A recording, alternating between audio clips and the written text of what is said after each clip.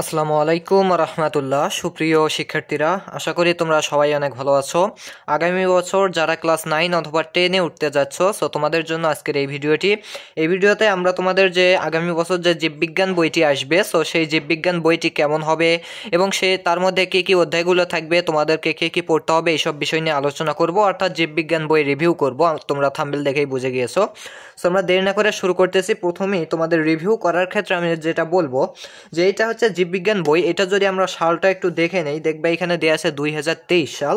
So আমার কাছে 3টা বই আছে। যদি তোমরা এইটা দেখো, সো এটা হচ্ছে 2018 সাল, এবং তোমরা যদি এইটা দেখো, সো এইটা যদি আমরা যাই, তো লক্ষ্য করো এখানে তোমাদের যে 2023 সালে যে বইটা ছিল, তোমরা জানো যে তোমাদের আগামী বছর এইসব বইগুলো ফিরে আসতে যাচ্ছে। সো বইয়ের মলাট এইরকম থাকবে কিনা আমি জানি না, বাট কথা হচ্ছে এই যে বইটা তোমরা দেখতে পাচ্ছ, এই বইয়ে যে যে অধ্যায়গুলো আছে, এই অধ্যায়গুলো কিন্তু অবশ্যই থাকবে, কিন্তু সবগুলো অধ্যায় থাকবে কিনা এটাও আমি জানি না, আমি ভবিষ্যৎবাণী করব না। সো লক্ষ্য করো, যাই হোক এইখানে যে যে অধ্যায়গুলো আছে সেই অধ্যায়গুলো একদম পারফেক্ট অধ্যায়, একদম মেইন অধ্যায়, এগুলো কোনোটাকেই আমি বাদ দিতে চাই না। সো যাই হোক, আমরা এখন তাহলে এই বইটা রিভিউ করি। সো রিভিউ মানে হচ্ছে একটা পুরো দেখাশোনা করা, পুরো ঘুরে আসা বইটা সম্বন্ধে। সো তোমরা জানো যে রিভিউ সম্বন্ধে বলতে গেলে প্রথমেই তাদের অধ্যায়গুলো বিবেচনা করতে হয়। সো আমি ওই দিকে প্রথমেই যাচ্ছি না, প্রথমেই কিছু বেসিক তথ্যগুলো জেনে নেই। যে এই বইটা আমরা দেখতে মোটামুটি বেশ ভালোই দেখতে পাচ্ছি, এবং এখানে আমরা যদি পেজ সংখ্যা হিসাব করি, পেজ সংখ্যা রয়েছে 316টি।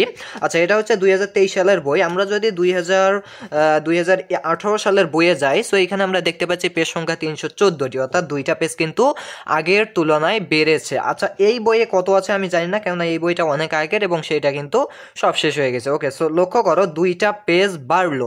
সো যাই হোক, এরপরে যখন 2023-এ 2 পেজ বাড়লো, কিন্তু 2024-এ গিয়ে দেখা গেল যে এই বছর 2 পেজ না, এইরকম 3টা বই যে সমন্বিত, বাট কথা হচ্ছে এইবার এসে কিন্তু একদম তার 10 গুণ নিচে নেমে গেল। অর্থাৎ কি হলো, বাংলাদেশটা প্রথমে উপর ধাপে উঠতে চাচ্ছিল, কিন্তু হঠাৎ করে সেটা পিছনে গেল। কেন পিছনে গেল তোমরা কমেন্ট করে জানাবে। এখন আমরা এই বইটা নিয়ে যদি একটু কথা বলি, যে এইখানে তোমাদের বইটা দেখতে মোটামুটি বেশ ভালোই দেখা যাচ্ছে, এবং কালারটা সবুজ। এইটাতে আমরা বেশি সবুজ দেখতে পাচ্ছি, একদম গ্রো, বাট এটা হচ্ছে হালকা একটু সবুজ। আর এর মধ্যে আমরা যেটা দেখতে পাচ্ছি, সাদা রয়েছে, এরপরে এখানে একটা মই রয়েছে, এবং মইয়ে এখানে একটা মেয়ে সে কিন্তু দাঁড়িয়ে আছে, এবং একটা ছেলেও কিন্তু দাঁড়িয়ে আছে। আর এই মই থেকে আমরা একটা সিদ্ধান্ত নিচ্ছি যে মেয়েরা কিন্তু এগিয়ে আছে এবং ছেলেরা কিন্তু মইয়ের নিচে আছে। আর এইখানে দেখা যাচ্ছে যে একজন পঙ্গু মানুষ, তিনি কিন্তু এখানে বসে আছে, পঙ্গু ছেলে বসে আছে, এবং তিনি তার মুখ দেখছেন আয়নাতে। আর এইখানে আমরা আরও বেশ কিছু চিত্র দেখতে পাচ্ছি। তোমরা কোনটা কি চিত্র কমেন্ট করে জানাতে পারো। সো এটার নাম হচ্ছে জীববিজ্ঞান নবম দশম শ্রেণী, অর্থাৎ উভয় শ্রেণীর জন্য। সো এইখানে আমি যদি বইয়ের শেষের পেজে যাই, শেষের কভার পেজে, এখানে লেখা রয়েছে যে 2023 শিক্ষাবর্ষ নবম দশম বিজ্ঞান, জীববিজ্ঞান। আর এইখানে একটা কথা রয়েছে যে শিক্ষার শেকড়ের স্বাদ তেতো হলেও এর ফল মিষ্টি, এরিস্টটল বলেছেন কথাটা। আর এটা হচ্ছে একটা উক্তি, নিচেও একটা উক্তি ছিল, বাট কথা হচ্ছে এটা আমি কেন সাদা কাগজ দিয়ে ঢেকে রেখেছি সেটাও কমেন্ট করে জানাবে। ওকে, মেইনত এটাই তোমরা কমেন্ট করবে যে এটাতে কি লেখা ছিল বা কার উক্তি ছিল সেটা লিখবে, আর সেটা ঢেকে রাখার কারণটা কি। এরপর দেখো, এখানে শিক্ষা মন্ত্রণালয়ের কিন্তু লোগো দেওয়া আছে, আর এইখানে বলা হয়েছে 2010 শিক্ষাবর্ষ থেকে গণপ্রজাতন্ত্রী বাংলাদেশ সরকার কর্তৃক বিনামূল্যে বিতরণের জন্য। সো এই হচ্ছে কিন্তু তোমাদের জীববিজ্ঞান বইয়ের একদম পৃষ্ঠা মলাট নিয়ে একটা আলোচনা। সো যাই হোক, বইটা দেখে বেশ ভালোই লাগতেছে, এবং এইখানে তোমাদের 314 পেজের এই বইটাতে অনেক কিছু রয়েছে। সো যদিও বইটার আকৃতি গঠন অনেক বড় হবে, তোমাদের জন্য বড় মনে হবে। সো আমি যদি এইটার যে জীববিজ্ঞান এই শব্দটাকে বলি, সো জীববিজ্ঞান হচ্ছে কিন্তু ইংরেজিতে বায়োলজি। সো তোমরা সবাই জানো যেখানে বায়ো অর্থ হচ্ছে জীব, আর লগজ অর্থ হচ্ছে জ্ঞান। সো বায়োলজির সমন্বিত যে রূপ, সেটাই হচ্ছে কিন্তু জীববিজ্ঞান। সো লক্ষ্য করো, এখন যদি তোমাদেরকে কেউ প্রশ্ন করে যে তুমি তো জীববিজ্ঞান পড়ো, সো জীববিজ্ঞানের জনকটাকে, সো তোমরা তো হুট করেই বলে দেবে যে আমরা তো জানি জীববিজ্ঞানের জনক এরিস্টটল। সো যাই হোক, এরিস্টটলকে আমি মানক্ষুণ্ণ করব না, সব বিজ্ঞানীদের প্রতি সম্মান রেখেই আমি কথা বলতেছি। সো আমি বলবো যে জীববিজ্ঞানের ক্ষেত্রে একক কোনো বিজ্ঞানী নেই যারা আবিষ্কার করেছেন, মূল আবিষ্কারক নেই বলতে পারো। সো এখানে বিভিন্ন বিজ্ঞানী বিভিন্ন সময় তারা বিভিন্ন তত্ত্ব মতবাদ দিয়েছেন, কারোটাকেই কম খারাপ চোখে দেখা উচিত না। সো লক্ষ্য করে, এখানে এরিস্টটল একজন গুরুত্বপূর্ণ ব্যক্তি, তিনি প্রথমত জীববিজ্ঞানের জনক বলে তিনি পরিচিত, কিন্তু কথা হচ্ছে তিনি ছাড়াও কিন্তু আরও অনেকেই রয়েছে যারা এই জীববিজ্ঞান নিয়ে গবেষণা করেছেন। ওকে, মূল ভিডিওতে যাওয়ার আগে বেসিক কিছু আমরা জেনে নিচ্ছি। এখন এরিস্টটল ছাড়া আর কে রয়েছেন? সো এরিস্টটল কি জন্য আমরা তাকে বেশি চিনি? কারণ হচ্ছে তিনি প্রথমত জীবিত প্রাণীদের শ্রেণীবিন্যাস করেন। কি করেন? এই এরিস্টটল স্যার তিনি কিন্তু জীববিজ্ঞান প্রথমত শ্রেণীবিন্যাস করেন এবং তাদের গঠন ও আচরণগুলো বিশ্লেষণ করেন। সো এই জন্য তাকে আমরা জনক বলে চিনি। কথা হচ্ছে তার চেয়েও কিন্তু না, তার চেয়ে বলবো না। সো এইরকম কিন্তু আরও অনেকেই রয়েছেন। যেমন কি আমি যার কথা বলবো, রবার্ট হুক, তিনি কিন্তু কোষের ধারণা আবিষ্কার করেন। তিনি কি করেছেন? কোষের ধারণা। সো তাকেও কিন্তু ছোট চোখে দেখা যাবে না, তিনিও জীববিজ্ঞানে অগ্রণী ভূমিকা রেখেছেন। এরপর আমি যাকে বাদ দিতে চাই না, কার্ল লিনিয়াস, তোমরা সবাই জানো বিপদ নামকরণের তিনি কিন্তু জনক এবং শ্রেণীবিন্যাসেরও জনক তাকে বলা যায়। এরপরে আমি যদি আরও একজনকে বলি, চার্লস ডারউইন, তোমরা হয়তো নাম শুনেছো চার্লস ডারউইনের। সো তার কার্যক্রম কি ছিল? যে বিবর্তন তত্ত্ব ও প্রাকৃতিক নির্বাচন প্রস্তাব করেন। সো এছাড়াও আরও অনেক কিন্তু রয়েছে বিজ্ঞানের যেসব শাখাগুলো রয়েছে, এই বইয়ে তোমাদের সবগুলো শাখা রয়েছে, বিজ্ঞানের ফলিত শাখা, ভৌত শাখা। সো প্রতিটার জন্য কিন্তু জনকও আলাদা আলাদা হয়ে থাকে। সে বিষয়গুলো নিয়ে পরে বলবো, মানে পরবর্তী ক্লাসে বলবো। বাট কথা হচ্ছে এখন আমরা এই বইটা যেহেতু রিভিউ করতেছি, সো এগুলো জাস্ট বেসিক ধারণা জেনে নিচ্ছি। এখন আমরা চলে যাব এগুলোর অধ্যায়ে, যে এগুলোর অধ্যায়ে কি কি আছে। সো অধ্যায়ে যাওয়ার আগে সো আমি একটা কথা বলে নিতে চাই, যে এই অধ্যায়ে যাওয়ার আগে আমি এই বইগুলোর এইখানে কিছু লিখে রেখেছি, অনেক আগে আমি লিখে রেখেছিলাম। আর এই লেখাগুলো হচ্ছে তোমাদের প্রতিটা অধ্যায়ে কি কি পড়তে হবে এই বিষয় নিয়ে। ওকে, মানে এইখানে তোমরা দেখো পয়েন্ট আকারে কিন্তু প্রত্যেকটা দেখতে পাচ্ছ। সো প্রত্যেকটা পয়েন্ট নিয়ে আমি একটি করে ভিডিও দেবো, আমি এইটা নিয়ত করেছি। অর্থাৎ প্রতিটা অধ্যায়কে বিভিন্ন পয়েন্টে ভাগ করা আছে, একটি করে পয়েন্ট আমরা জেনে নেব, আর প্রতিটি পয়েন্ট অনুসারে একটি করে ভিডিও আসবে। সো এরপরে ভিডিও আপলোড হবে, আর লাইভও কিন্তু হবে। সেটা লাইভে তোমরা বিভিন্ন প্রশ্ন করবা, সেগুলোর উত্তরও পেয়ে যাবে। সো এটা হচ্ছে কিন্তু তোমাদের এই জীববিজ্ঞান বইয়ের যতগুলো এখানে অধ্যায় আছে, সবগুলো বইয়ের একটা শ্রেণীবিন্যাস আছে। এই নিয়ম অনুযায়ী, এই শ্রেণীবিন্যাস অনুযায়ী তোমরা পড়তে পারো, তাহলে জীববিজ্ঞানের এই বইয়ের প্রত্যেকটা বিন্দু বিন্দু কণা থেকে শুরু করে প্রত্যেকটা বড় বড় জিনিস পর্যন্ত তোমরা ক্লিয়ার হয়ে যাবে। অর্থাৎ এখানে পুরো অধ্যায়ের যাবতীয় বিষয়গুলো কিন্তু পয়েন্ট আকারে দেওয়া আছে। সো আমরা এটা লক্ষ্য করব। তার আগে আমরা একটু দেখে নেই কি কি অধ্যায়গুলো রয়েছে। সো আমরা এটাতে দেখতেছি হচ্ছে 2023 সালের বইটা। সো আমি বলবো না যে আগামী বছর তোমাদের কোন কোন অধ্যায়গুলো থাকবে, জাস্ট আমি বলবো যে এইখানে তোমাদের যে অধ্যায়গুলো আছে প্রত্যেকটাই গুরুত্বপূর্ণ এবং এগুলোকে বাদ দেওয়া সম্ভব না, যদিও দু একটা বাদ যেতে পারে, কিন্তু এই অধ্যায়গুলো কিন্তু থাকবে। এর মধ্যে মোস্ট ইম্পর্টেন্ট কিছু অধ্যায়ও রয়েছে। সো আমি এখন যদি সবগুলো অধ্যায় একটু দেখে নেই, সো এইখানে, আর আমি যদি এই বইটাতেও একটু দেখি এই বইটাতেও কি একই সিস্টেমে ছিল নাকি।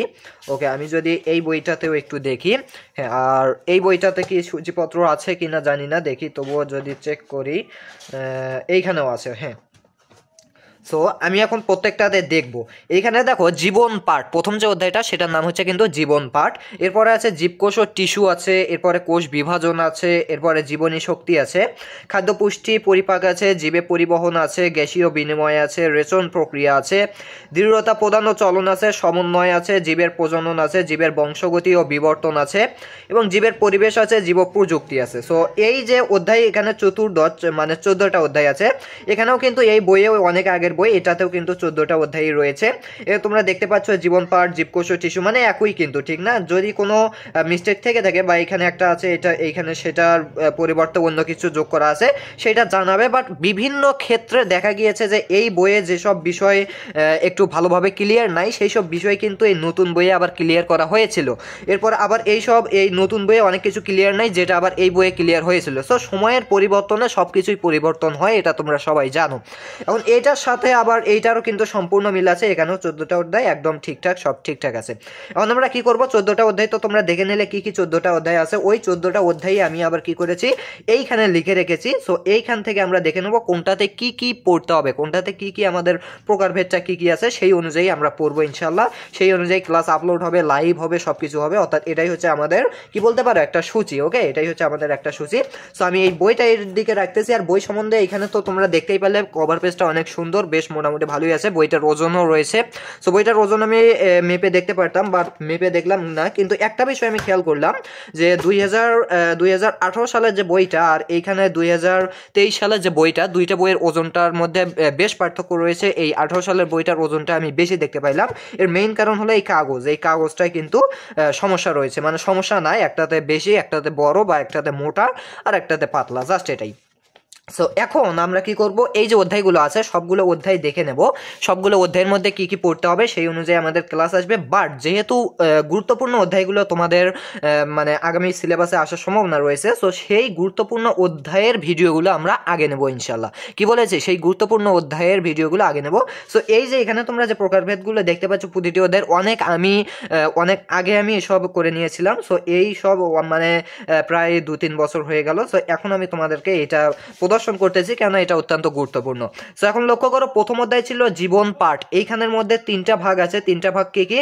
জীবের শ্রেণীবিন্যাস আছে। অর্থাৎ আমি কি করব, দেখো আমার কাছে কলম আছে, হ্যাঁ আমি কি করব, এই জীবের শ্রেণীবিন্যাস নিয়ে একটি ভিডিও দিলাম, এরপরে শ্রেণীবিন্যাসের বিভিন্ন ধাপ নিয়ে একটি, এবং দ্বিপদ নামকরণ নিয়ে একটি। অর্থাৎ প্রথম অধ্যায় থেকে 3টি ভিডিও আমি আপলোড করলাম, এখন সেটা যত বড়ই হোক না কেন। এরপরে যদি দ্বিতীয় অধ্যায়ে আসো, দ্বিতীয় অধ্যায়ে দেখো এখানে শ্রেণীবিন্যাসটা আছে। সো লক্ষ্য করো, জীবকোষ ও টিস্যু, দ্বিতীয় অধ্যায়ের নাম কি? জীবকোষ ও টিস্যু। এবং এইখানে দেখো 2.1 আছে জীবকোষ, অর্থাৎ জীবকোষ এবং প্রকারভেদ নিয়ে আলোচনা আছে। সো এটা নিয়ে আমি একটা কি দিলাম, ভিডিও দিলাম। এরপরে লক্ষ্য করো, এই 2.2 আছে হচ্ছে উদ্ভিদ ও প্রাণী কোষের প্রধান অঙ্গাণু এবং তাদের কাজ, আর এটা নিয়ে একটা ভিডিও দিলাম। এবং এইটার আন্ডারেই আবার অনেকগুলো আছে, 2.2.1, 2.2.2, 2.2.3, 2.3। সো এটাতে নয়, এইগুলো কিন্তু এইটার আন্ডারে, এই 2.2 এর আন্ডারেই কিন্তু এগুলো। অর্থাৎ আমি কি করব, এইগুলো নিয়ে প্রত্যেকটার জন্য আলাদা আলাদা ভিডিও আনবো। আর যদি সম্ভব হয় যে দেখা যাচ্ছে এটা খুব ছোট একটা কনসেপ্ট, তো আমি এটার সাথে এটা নিয়ে একটা ভিডিও আনলাম, এইভাবে কিন্তু হবে। এরপরে দেখো এই দ্বিতীয় অধ্যায়ের মধ্যে আরও একটা পার্ট আছে, সেটা হচ্ছে 2.3। এইখানে তোমরা জানতে পারবে উদ্ভিদ ও প্রাণীর কাজ পরিচালনায় বিভিন্ন প্রকার কোষের ভূমিকা। সো এটা নিয়েও একটা ভিডিও দিলাম। এরপর লক্ষ্য করো এই দ্বিতীয় অধ্যায়েরই কিন্তু অনেকগুলো পার্ট এখানে আছে। অর্থাৎ এই সবগুলো পার্ট অনুসারে দেখো, আমি আবারও বলেছি, দ্বিতীয় অধ্যায়ে তোমরা তো ওয়ান শট ক্লাস তো আসবেই, কিন্তু কথা হচ্ছে দ্বিতীয় অধ্যায়ের এই যে এগুলো হচ্ছে বেসিক, প্রত্যেকটা জিনিস প্রত্যেকটা তোমাদের বেসিক থাকা দরকার। সো এই প্রত্যেকটা জিনিস যদি তোমরা ভালোভাবে জানতে পারো, যেমন এইখানে আমরা যদি এটার প্রকারভেদটা করি, আমি সব মিলে গুনতেছি। সো 1 2 3 4 5 6 7 8 9, অর্থাৎ এখানে 9টা বিষয় আছে। এই দ্বিতীয় অধ্যায় থেকে এই 9টা বিষয় তোমাদেরকে জানতে হবে। সো আমি এই 9টা বিষয় যদি তোমাদেরকে ক্লিয়ার করে দিতে পারি, সো জীবকোষ ও টিস্যু এই অধ্যায় থেকে তোমাদেরকে কেউ ঠেকাতে পারবে না। আর সিকিউ এমসিকিউ ক্লাস কিন্তু অবশ্যই থাকছে। এরপরে লক্ষ্য করো, আচ্ছা এখানে আরও কি কি আছে, যে উদ্ভিদ টিস্যু আছে এবং এর প্রকারভেদ আছে, অনেক বড় একটা জিনিস কিন্তু উদ্ভিদ টিস্যু। এরপর প্রাণী টিস্যু, এটাও অনেক বড় একটা জটিল একটা জিনিস। সো এনিম্যাল টিস্যু, আর এটারও প্রকারভেদ আছে। সো এটা নিয়েও কিন্তু ভিডিও অবশ্যই আসবে। এরপরে আছে 2.4, যে অঙ্গ ও তন্ত্র, অর্থাৎ এইটাও কিন্তু একদম শ্রেষ্ঠ একটা জিনিস এই দ্বিতীয় অধ্যায়ের ক্ষেত্রে। ওকে, অর্থাৎ এইটার প্রয়োগ তোমরা সারা জীবনে দেখতে পারবে, বিভিন্ন অঙ্গতন্ত্রের প্রয়োগ। ওকে, সো এখন এই দ্বিতীয় অধ্যায় নিয়ে কিন্তু ভিডিও আসবে, কেননা এই দ্বিতীয় অধ্যায়টা আগামী বছর থাকার সম্ভাবনা আমি খুব জোরে বলতে পারি, মানে আমি তো ভবিষ্যৎবাণী করবো না, আমি বলতেছি যে আগামী বছরে থাকার সম্ভাবনা অধিক, কেননা এই অধ্যায় থেকে অবশ্যই থাকবে। সো এই অধ্যায়টা যেহেতু থাকবে, সো এই অধ্যায়ের এই 9টি বিষয়ে ভিডিও আসবে ইনশাল্লাহ, এবং লাইভ ক্লাসও হবে ইনশাল্লাহ, তোমরা প্রস্তুত থেকো। ওকে, এরপরে দেখো তৃতীয় অধ্যায়ে কি কি আছে। তৃতীয় অধ্যায়ে যদি প্রকারভেদ করি, 3.1 আছে হচ্ছে কোষ বিভাজন এবং তার প্রকারভেদ। কি আছে? তৃতীয় অধ্যায়ের নাম হচ্ছে কোষ বিভাজন। সো এর মধ্যে প্রথম কনসেপ্টটা হচ্ছে কোষ বিভাজন এবং তার প্রকারভেদ। আর 3.2 আছে মাইটোসিস, সো তোমরা জানো। এরপরে দেখো 3.2.1 আছে মাইটোসিসের পর্যায় সমূহ, অর্থাৎ কোষ বিভাজনের যে প্রক্রিয়াগুলো সেগুলোরই কিন্তু বর্ণনা এখানে আছে। সো এটা নিয়ে কিন্তু আমি বিস্তারিতভাবে ক্লাস দেবো। ওকে, এরপরে মিওসিস আছে। সো তোমরা জানোই মাইটোসিস মিওসিস প্রক্রিয়ায় কোষ বিভাজিত হয়। সো এইখানে কিন্তু তোমাদের শুধু মাইটোসিস আর মিওসিসের কথাই উল্লেখ করা হয়েছে। এরপর দেখো, এরপরে যদি আমরা পরবর্তী যে অধ্যায়টা আছে সেইখানে চলে যাই। সো পরবর্তী অধ্যায়টা হচ্ছে জীবনী শক্তি, অত্যন্ত মোস্ট ইম্পর্টেন্ট। এবং এটাকে আমি যদি বেশিরভাগ স্টুডেন্টকে জিজ্ঞাসা করি যে তোমার কাছে এই জীববিজ্ঞানের কোন অধ্যায়টা কঠিন, সো তারা কিন্তু এই জীবনী শক্তিকে বলে। কারণ হচ্ছে এই অধ্যায়টা মূলত রসায়ন রিলেটেড একটা অধ্যায়। কি বলেছি? রসায়ন রিলেটেড একটা অধ্যায় বলতে পারো। সো এখানে আমরা যদি প্রকারভেদ করি, আমি এখানে কয়টা প্রকার করেছি, 1 2 3 4 5 6 7 8 9 10 11টা। অর্থাৎ এই 11টা যদি তোমরা ক্লিয়ার ভাবে জানতে পারো, পাই টু পাই জানতে পারো, তাহলে কিন্তু কোনো সমস্যা হবে না। সো লক্ষ্য করো এখানে কি কি আছে, জীবনী শক্তি ও এটিপি এর ভূমিকা আছে। এরপরে সালোক সংশ্লেষণ বা ফটোসিনথেসিস আছে। এরপরে সালোক সংশ্লেষণ প্রক্রিয়া আছে। সালোক সংশ্লেষণে ক্লোরোফিলের যে ভূমিকা সেটা তোমরা সবাই জানো, এটা আছে।